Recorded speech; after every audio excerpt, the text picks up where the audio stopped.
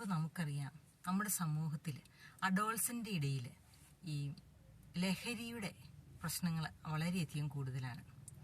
പക്ഷെ നമ്മൾ ഓർക്കണം, നമ്മുടെ ഉറ്റവരായിട്ടുള്ള, അതായത് നമ്മുടെ മക്കളോ നമ്മുടെ സഹോദരങ്ങളോ ആരെങ്കിലും ഒരു ലഹരിയുടെ പ്രശ്നം, അവർക്ക് ലഹരിയിൽ അടിമപ്പെട്ടിട്ടുണ്ട് എന്നൊക്കെ നമ്മൾ മനസ്സിലാക്കി കഴിഞ്ഞാൽ നമ്മൾ എങ്ങനെയായിരിക്കും പ്രതികരിക്കുക? മിക്കവാറും ആളുകൾ വളരെ ഇമോഷണലാവും, ദേഷ്യപ്പെടും, സങ്കടപ്പെടും, അപ്പോൾ അവരെ ഒത്തിരി കുറ്റപ്പെടുത്തും.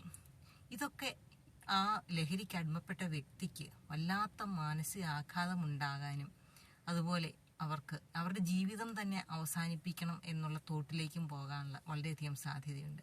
എന്നാൽ അതേസമയം നമ്മൾ അവരോട് എമ്പതിയോടുകൂടി ഏത് സാഹചര്യത്തിലാണ് അവരതിലേക്ക് പോയത് എന്ന് മനസ്സിലാക്കി അവരെ അതിൽ നിന്നും പിന്തിരിപ്പിച്ച് കൊണ്ടുവരാനുള്ള ശ്രമം നടത്തുകയാണ് വേണ്ടത്.